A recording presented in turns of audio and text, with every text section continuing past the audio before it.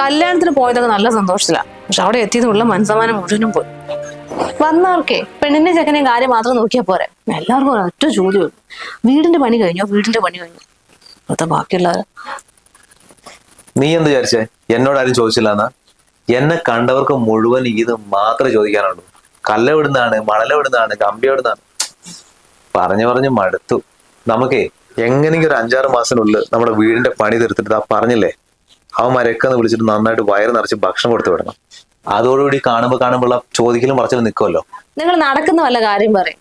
4 മാസത്തിനുള്ളിൽ പൊരേക്കോളം തീർത്തിട്ട് ആൾക്കാരെ വിളിച്ച് ഭക്ഷണം കൊടുക്കുന്നത്. എന്തിനാ 4 മാസം വരെ കാത്തിരിക്കുന്നത്? 2 മാസം കൊണ്ട് നമുക്ക് വീടിന്റെ പണി മുഴുവൻ തീർക്കാം. ഇഷ്ടംപോലെ പൈസ ഉണ്ടല്ലോ കയ്യിൽ. കിണർ എങ്ങനെ പൂർത്തിയാക്കണം എന്ന് അറിയില്ല. അതിന്റെ ഇടയ്ക്ക് കിണറിന്റെ പണിയല്ലേ, അത് എങ്ങനെയെങ്കിലും തീർക്കണം. ഇപ്പൊ തുടങ്ങി വെച്ചില്ലേ, തീർക്കാണ്ടിരിക്കാൻ പറ്റുമോ? ഇനിയിപ്പോ കുറച്ച് റിങ് വേണം. അതിന്റെ ബാക്കി പണിക്ക് എങ്ങനെ ഒരു 10-40,000 രൂപ വേണം. ഞാനിപ്പോ അതല്ല ആലോചിക്കുന്നത്. ഇപ്പൊ വീടാണെങ്കിൽ ജസ്റ്റ് വാർത്തിട്ടിട്ടുള്ളൂ. അതിൽ ഒരു പണി നടത്തിയിട്ടില്ല. വാതിൽ വെച്ചിട്ടില്ല, ജനൽ വെച്ചിട്ടില്ല, പ്ലംബിങ്, വയറിങ്, തേപ്പ്. കുറെ പൈസ ചെലവ് വരും. ഞാനിപ്പോ അതാ ആലോചിക്കുന്നത്. അത് തന്നെയാണ് ഞാനും പറയുന്നത്. ഇതിപ്പോ 6 മാസം കൊണ്ടൊന്നല്ല, 2 വർഷം കഴിഞ്ഞാലും പണി എവിടെ എത്തുന്ന എനിക്ക് തോന്നുന്നില്ല. പൈസ ആണെങ്കിലും മുഴുവൻ തീരുകയും ചെയ്തു. പണിക്കാർ വന്നിട്ട് എത്ര ദിവസമായെന്നറിയോ? 1 മാസം കഴിഞ്ഞു. സിമെന്റ് ഒക്കെ ഇറക്കി ഇവിടെ അവിടെ തന്നെ കിടക്കുന്നുണ്ട്. അല്ലെങ്കിൽ അവന്മാര് വരാണ്ടിരിക്കുന്നതാണ് നല്ലത്.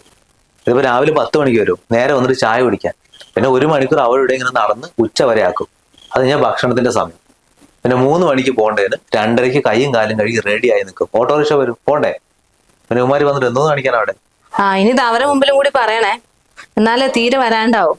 ഇല്ലേ തന്നെ അന്ന് കപ്പയ്ക്കേ മീൻ വാങ്ങാൻ പൈസ ഇല്ലാണ്ട് കുറച്ച് പച്ചക്കറി കൂട്ടി കൊടുത്തതിന് 2 ചാക്ക് സിമെന്റ് അതിനും പറഞ്ഞ് വേസ്റ്റ് ആക്കി അവർ. എടാ, ഞാൻ അതുകൊണ്ട് പറഞ്ഞല്ല, ഓരോ പണി തുടങ്ങുമ്പോഴും പൈസയ്ക്ക് വേണ്ടിയുള്ള നെട്ടോടെ ഓടുന്നതേ ഞാനാ. അതിന്റെ ബുദ്ധിമുട്ട് എനിക്ക് മാത്രമേ അറിയുള്ളൂ. പിന്നെ ഇനിയിപ്പോ അത് പറയേണ്ട കാര്യമില്ല, കാരണം കയ്യിൽ പൈസ ഇല്ല. അതുകൊണ്ട് പണിയെടുക്കേണ്ട കാര്യമില്ല. അവിടെ കിടക്കട്ടെ കുറച്ചു കാലം. അവിടെ കിടക്കട്ടെ കുറച്ചു കാലന്നോ?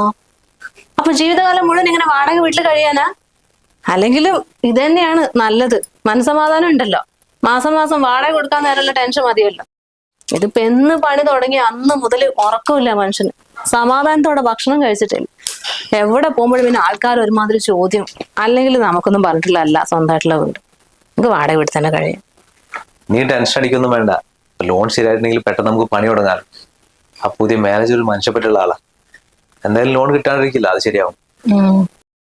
ഇനി ലോണ് കിട്ടുന്നവരെ ഒരു പണിയും തുടങ്ങാൻ പറ്റില്ല.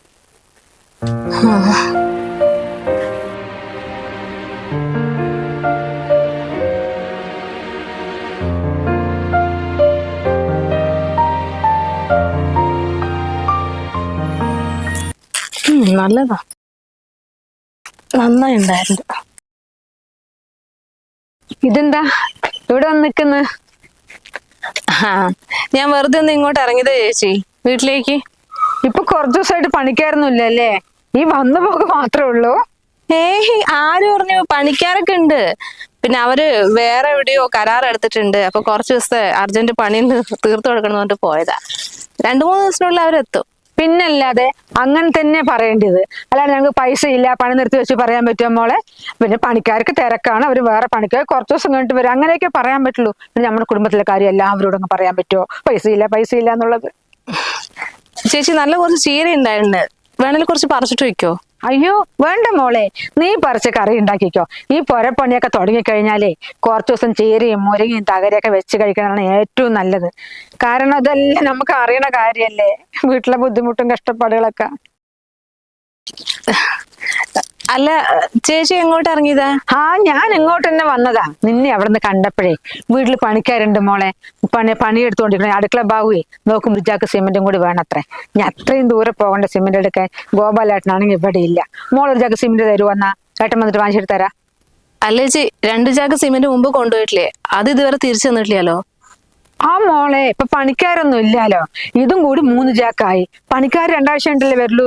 ഞാനിപ്പോ ഒന്നിച്ചു കൊണ്ട് തരാം. ഇപ്പൊ മഴയും പെയ്യണം, അതിനവിടെ അടുക്കി വെച്ചാൽ കേട് വന്നു പോലെ സിമെന്റ്.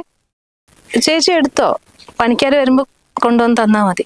അതന്നെ, ആർക്കും ഒരു ഉപകാരം ആയിക്കോട്ടെ. എന്തായാലും വെറുതെ കിടക്കുന്ന സാധനമല്ലേ. രാജേഷേ, ഇവിടെ സിമെന്റ് ഉണ്ട് കേട്ടോ, വന്ന് കൊണ്ടുപോയിക്കോ. കല്ലും മണയും കൊണ്ടുപോയിക്കോ. നോക്കിയില്ലേ പണിയെടുക്കില്ല മോളെ. എന്നാ ശരിയേ.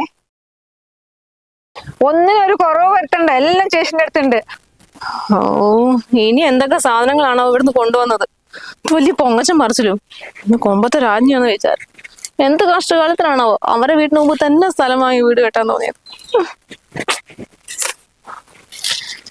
മതി, നാട്ടുകാരെ കൊണ്ട് പറയിപ്പിക്കണ്ട. ചീരയും തകരയാണ് വീട് പണി തുടങ്ങിയ ശേഷമുള്ള ഭക്ഷണം. വേണ്ട അല്ലെങ്കിൽ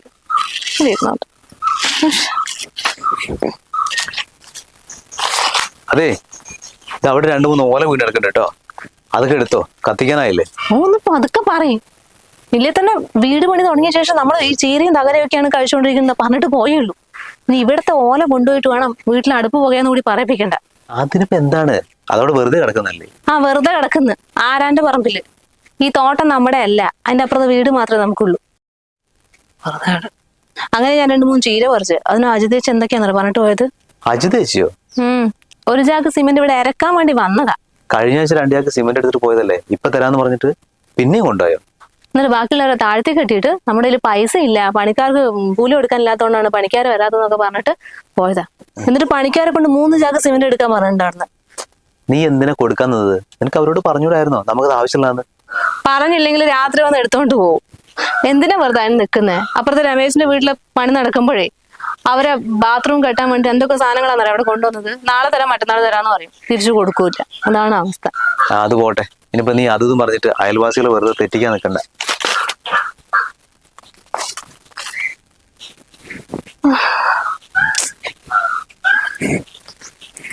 പെട്ടെന്ന് വീട് മാറേണ്ട വരുമല്ലോ എന്ന് വിചാരിച്ചിട്ടാണ് ഇതൊന്നും ക്ലീൻ ചെയ്യാണ്ട് ഇവിടെ തന്നെ ഇട്ടു. ഇനിയിപ്പോ ഈ അടുത്തൊന്നും മാറും തോന്നില്ല. അല്ല, ഇത് ഇവിടെ തന്നെ ഇരിക്കട്ടെ. ആരെങ്കിലും കേറി വന്നിട്ടുണ്ടെങ്കിലേ ഇതൊക്കെ വാങ്ങിക്കൂടിയ പൈസ ഉണ്ടെങ്കിൽ 2 ചാക്ക് സിമെന്റ് വാങ്ങാനും. അത് ഓർക്കുമ്പോഴാണ്. ഇന്ന് ബാങ്കിൽ നിന്ന് ഒരു ഫോൺ കോൾ വന്നിട്ടുണ്ടായിരുന്നോ? ആ, ഞാൻ ആ കാര്യം പറയാൻ വിട്ടുപോയി. ബാങ്കിൽ നിന്ന് വിളിച്ചിട്ടുണ്ടായിരുന്നു. എന്നിട്ട് ഇങ്ങോട്ട് വരേണ്ട കാര്യത്തിനെ കുറിച്ച് പറഞ്ഞു. എന്നിട്ട് നീ എന്താ പറഞ്ഞേ? ഇങ്ങോട്ട് വരാൻ വഴിയില്ലാന്ന് പറഞ്ഞോ? വഴിയില്ലാന്നോ? വഴിയില്ലാന്ന് ഞാൻ പറഞ്ഞില്ല. പിന്നെന്താ പറഞ്ഞേ? മുമ്പിലൂടെ വരണ്ട, ബാക്കിലൂടെ വരാൻ പറഞ്ഞു. എന്തിനാ? നമ്മള് ട്രക്കിൽ സാധനങ്ങളൊക്കെ ബാക്കിലൂടെയാണല്ലോ വരുന്നത്. മുമ്പ് മുഴുവൻ ചെളിയായി കിടക്കല്ലേ, അപ്പൊ കാറ് കയറില്ലാന്ന് പറഞ്ഞു. നിനക്ക് എന്താടി ഒട്ടും വിവരല്ലേ? നിനക്ക് അങ്ങനെ സംസാരിക്കാൻ അറിയില്ലെങ്കിൽ നിനക്ക് അവരോട് പറഞ്ഞുകൂടായിരുന്നോ? എന്റെ ഭർത്താവ് ഒക്കെ ഇവിടെ ഇല്ല, ഞാൻ വന്നിട്ട് തിരിച്ചു വിളിക്കാന്ന്. ഇത് തോന്നുന്നവരൊന്ന് വായിൽ വിളിച്ചു പറഞ്ഞിട്ട് പോ. അതിനിപ്പോ എന്ത് പറ്റി? എന്തെല്ലാം വൃത്തിക്കാനല്ലേ പറഞ്ഞു കൊടുത്ത്. എനിക്ക് എന്താ ഒരു വഴി പറഞ്ഞു കൊടുക്കാൻ പോലും അറിയില്ല. അതിന് നിങ്ങൾ വന്നിട്ട് വേണോ? നീ വൃത്തിക്ക് വഴി പറഞ്ഞു കൊടുത്തോണ്ടേ എന്താ സംഭവിച്ചെന്നറിയോ? അവര് നമുക്ക് ലോൺ തരില്ല എന്ന് എന്നെ വിളിച്ചു പറഞ്ഞു. ലോണ് തരില്ലാന്നോ? അതെന്താ അങ്ങനെ പറഞ്ഞേ? ഇവിടെ വന്നിട്ട് ബാക്കിയുള്ള വർക്കൊക്കെ കാണണം, അതിനുശേഷം പെട്ടെന്ന് തന്നെ ശരിയാക്കി തരാന്ന് പറഞ്ഞിട്ട്. അങ്ങനെ പറഞ്ഞു. വഴിയുള്ള സ്ഥലത്തേക്ക് ലോൺ കിട്ടുള്ളൂ. നിന്നോടാരാ അവരോട് പറയാൻ പറഞ്ഞേ ഇങ്ങോട്ട് വഴിയില്ലാന്ന്? അതിന് വഴിയില്ലെന്ന് ആരും പറഞ്ഞില്ലല്ലോ. നമ്മുടെ വഴി മഴ പെയ്തിട്ട് മുഴുവൻ ചെളി നിറഞ്ഞു കിടക്കല്ലേ, അതിലൂടെ കാറ് കൊണ്ടുവരാൻ ആർക്കും ബുദ്ധിമുട്ടാകില്ലേ, അതുകൊണ്ട്. അതിപ്പോ നമുക്ക് ബുദ്ധിമുട്ടായില്ലേ? വഴിയില്ലാത്തൊരു സ്ഥലത്തേക്ക് ലോൺ സാങ്ഷൻ ചെയ്യാൻ പറ്റുന്ന അവര് പറഞ്ഞു. എന്നിട്ട് ലാസ്റ്റ് ഞാൻ ആ മാനേജറെ കണ്ട് കയ്യും കാലും പിടിച്ച് എങ്ങനെയൊക്കെയോ ശരിയാക്കിയതാ. എന്നിട്ട് അവര് പറഞ്ഞു ഒന്നും കൂടെ ഒന്ന് വന്ന് നോക്കണമെന്ന്. ഇനിയിപ്പോ അവര് കുറച്ചു ദിവസം കഴിഞ്ഞാൽ വരും, നാളെ മറ്റന്നാളോ വരും. അപ്പൊ നീ നിന്റെ തോന്നുന്ന വർത്താനം അവരോട് പറഞ്ഞേക്കരുത്.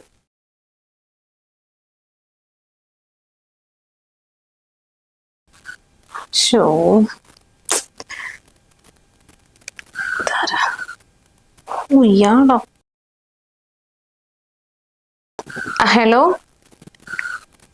ആ, അല്ല 2 ദിവസത്തിനുള്ളിൽ തരാം. ഇല്ല, ഏട്ടൻ ജസ്റ്റ് ഒന്ന് പുറത്തു പോയിട്ട് വന്നതാ. അയ്യോ, അങ്ങനെയൊന്നും വിചാരിച്ചിട്ടല്ല. പൈസ എടുത്തു വെച്ചിട്ടുണ്ടായിരുന്നു. പെട്ടെന്ന് വേറൊരു കുറച്ച് പണിക്കാർക്ക് കൊടുക്കാനുള്ള അത്യാവശ്യം ഉണ്ടായതുകൊണ്ടേ അത് അങ്ങോട്ടേക്ക് മറിച്ചതാ. അല്ല, അത് ഞാൻ കൊടുക്കാം.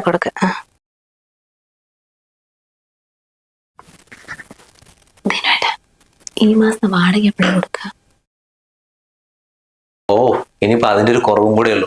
കുറച്ച് ദിവസം അവിടെ നിൽക്കട്ടെ, നമ്മൾ അവിടേക്ക് ഓടി പോകുന്നില്ലല്ലോ. കൊടുക്കാം.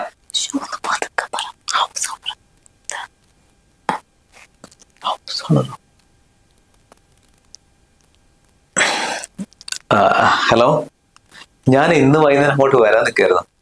അപ്പോഴാ വീടിന്റെ പണി നടക്കല്ലേ, അവിടെ കുറച്ച് പൈസ കൊടുത്ത് കാര്യങ്ങൾ ശരിയാക്കണ്ട. അതുകൊണ്ട് ഇല്ല, അത് അങ്ങനെ ടെൻഷൻ അടിക്കണ്ട. ഞാനിപ്പോ എന്തായാലും ഒരു ലോണും കൂടെ ശരിയാവാനുണ്ട്. അപ്പൊ ഈ വരുന്ന 10-ാം തീയതി, കഴിഞ്ഞ മാസത്തെയും ഈ മാസത്തെയും കൂടെ ഒന്നിച്ച് 2 മാസത്തെ പൈസ തരാം.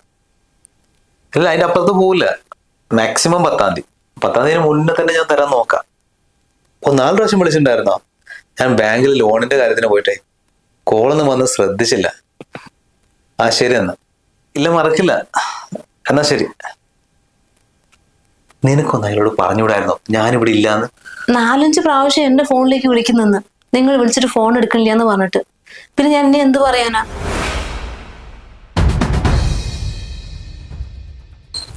രാജേഷേ, രാജേഷ്, ഇതേതാണോ അടുത്ത കുരിശ്? എന്നാൽ നിങ്ങൾ നോക്കി, ഞാൻ അടുക്കളയിൽ പോവാം. ഇനിയിപ്പോ അതിനുള്ള പൈസ എവിടെ നിന്ന് ഉണ്ടാക്കാനാ? ആ സുധാകരേട്ടാ, എന്താ ഈ വഴിക്കൊക്കെ? എന്താ ഈ വയ്ക്കുന്നോ?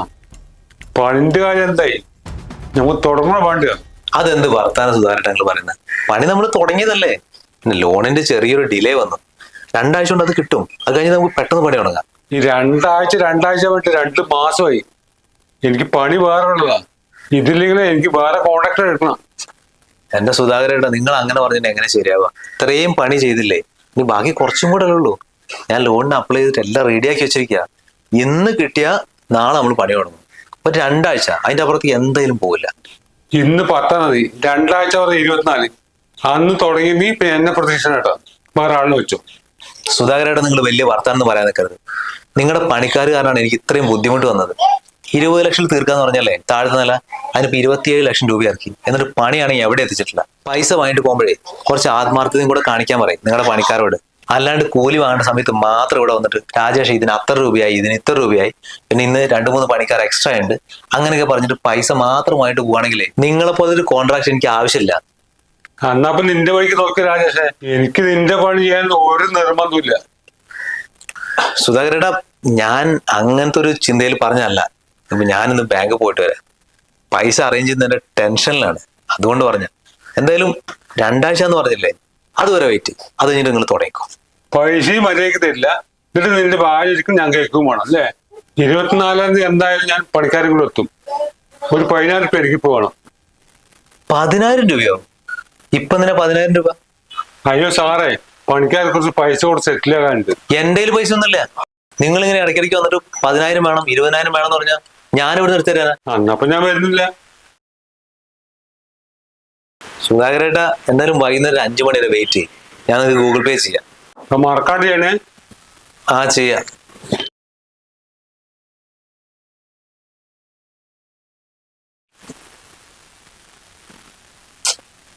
ഇനിയിപ്പൊ അതിന്റെ കൂടെ ഈ പൈസയും കൂടെ കൊടുക്കണം. എവിടുന്ന് എടുത്ത് കൊടുക്കും ഇതൊക്കെ? അല്ല, സുധാകരൻ എന്തിനാ 10,000 രൂപ ചോദിച്ചിട്ട് പോയത്? അപ്പൊ നീ എല്ലാം കേട്ടൂല്ലേ? എന്നിട്ട് ഒന്നും വേണ്ട അകത്തിരിക്കുക. നിനക്കൊന്ന് ചോദിച്ചൂടായിരുന്നോ? ആകെ കൂടി കുറച്ച് പൈസയായിട്ട് നമ്മൾ മൂപ്പരെടുത്ത് ഏൽപ്പിക്കുന്നത്, പണിക്കാർക്ക് കൊടുക്കാനും സാധനങ്ങൾ വാങ്ങാനൊക്കെ വേണ്ടിയിട്ട്. ഇതുപോലൊരു കോൺട്രാക്ടർ കിട്ടാൻ തന്നെ പാടാ. ഇനി എന്തെങ്കിലും എന്റെ വായിന്ന് വന്നിട്ട് വേണം മൂപ്പര് വരാണ്ടാകാൻ വേണ്ടിട്ട്. അതുകൊണ്ടാ പിന്നെ ഞാൻ എന്നാണ്ട് അവിടെ നിന്നത്. എന്നാലും 10,000 ഒക്കെ ചോദിച്ചാൽ അല്പം കൂടിപ്പോയി. അല്ലാണ്ട് പിന്നെ പല 1000 2000 ആണെങ്കിലും എങ്ങനെയും കൊടുക്കാൻ നിൽക്കാം. ഇത് 5 പൈസ കയ്യില്ലാത്ത സമയത്ത് 10,000 രൂപ ആണെന്ന് പറഞ്ഞാൽ എവിടുന്ന് എടുത്ത് കൊടുക്കാനാ? ഇനിയിപ്പോ പൈസ കൊടുത്തില്ലെങ്കിലോ അയാൾ പണിയും തുടങ്ങില്ല. അതുകൊണ്ടാണ് ഞാൻ പറഞ്ഞ അയാളോട് എങ്ങനെയും എവിടെയെങ്കിലും പൈസ ഉണ്ടാക്കിയിട്ട് വൈകുന്നേരം ആവുമ്പോഴത്തേനും ഗൂഗിൾ പേ ചെയ്ത് തരാന്ന്. ഇതിപ്പോ എന്തൊക്കെ ചെയ്യും? ഇയാൾക്കുള്ള 10,000 കൊടുക്കോ? വീട്ടുവാടക കൊടുക്കണ്ടേ 2 മാസത്തെ? അത് ഇന്ന് തന്നെ കൊടുക്കണം. അത് ചെയ്യോ? 2 ആഴ്ച കഴിഞ്ഞ് കറക്റ്റ് ആയിട്ട് പണി തുടങ്ങിയില്ലെങ്കിൽ അയാൾ ഇട്ടിട്ട് അങ്ങോട്ട് പോകും. ഇതിനൊക്കെയുള്ള പൈസ എവിടെ നിന്ന് ഉണ്ടാക്കും? സത്യം പറഞ്ഞുണ്ടല്ലോ, എനിക്ക് ഒരു എത്തും പിടിയും കിട്ടുന്നില്ല. ഞാൻ അയാളോട് 2 ആഴ്ച കഴിഞ്ഞിട്ട് പണി തുടങ്ങിക്കോ പൈസ കിട്ടുമെന്ന് പറഞ്ഞത് ആ ലോൺ കണ്ടിട്ട് മാത്രം. ആ ലോൺ എപ്പോ ശരിയാവുന്ന ആർക്കറിയാം? അപ്പോ നമ്മളെ പോലുള്ള സാധാരണക്കാർക്ക് ഒരു വീടുണ്ടാക്കാന്ന് പറയുന്നത് ഇത്രയും വലിയ റിസ്ക് ഉള്ള പണിയാന്ന് ഞാൻ ഇതുവരെ വിചാരിച്ചില്ല. എന്തൊക്കെ സ്വപ്നങ്ങളായിരുന്നു. എന്തെങ്കിലുമൊക്കെ മാറ്റം വരുത്താനുണ്ടെങ്കിൽ അത് ഇപ്പൊ തന്നെ പറയണം. എഞ്ചിനീയർ പറഞ്ഞതാ ആണ്. എന്നാ ഞാൻ പറയാ. ശരി എന്നല്ലേ. അമ്മ എന്താ പറയുന്നത്? അമ്മ പറഞ്ഞതേ കിച്ചണിന്റെ അടുത്തേ പാർട്ടീഷൻ ചെയ്തിട്ട് അവിടെ ഗാർഡൻ ഉണ്ടാക്കണം എന്ന്. അപ്പൊ എഞ്ചിനീയറോടെ അതിനുള്ള ഒരു സ്ഥലം കൂടി കണ്ടെത്താൻ പറഞ്ഞിട്ടുണ്ട്. പിന്നെ 2-3 ലൈറ്റ് ഒക്കെ ഫിക്സ് ചെയ്യണത്രേ. ഞാൻ പറയാം എഞ്ചിനീയറോട്. അങ്ങനെയാണെങ്കിലേ സ്റ്റെയർ കേസിന് താഴെ ചെറിയൊരു വാട്ടർഫോളിനുള്ള സംഭവം കൂടി ഇടും, ഒരു ഫൗണ്ടൈൻ ടൈപ്പ്. അത് പിന്നെന്താ, ചെറിയ കാര്യങ്ങളൊക്കെ ചെയ്യാം. അച്ഛൻ എനിക്ക് സ്വിമ്മിംഗ് പൂൾ വേണം. സ്വിമ്മിംഗ് പൂളോ? അതൊക്കെ വലിയ എക്സ്പെൻസീവ് മോനെ, അന്ന് നമുക്ക് വേണ്ട. പ്ലീസ്. കുഞ്ഞിനൊരു ആഗ്രഹമല്ല ഇതിനേട്ടാ, സാധിച്ചു കൊടുക്ക്. ഇപ്പൊ എല്ലാ വീട്ടിലും ഉണ്ട് സ്വിമ്മിംഗ് പൂളൊക്കെ. വലുതൊന്നും വേണ്ട, ചെറുത് മതി. എന്നാ പിന്നെ ആയിക്കോട്ടെ, ഇനിയിപ്പോ അതിന്റെ ഒരു കുറവ് വേണ്ട, സ്വിമ്മിംഗ് പൂൾ ഉണ്ടായിത്തരാ.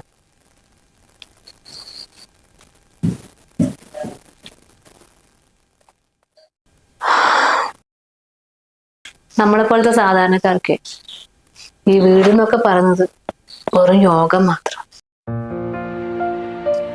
യോഗ ഉണ്ടേ നടക്കും അത്ര.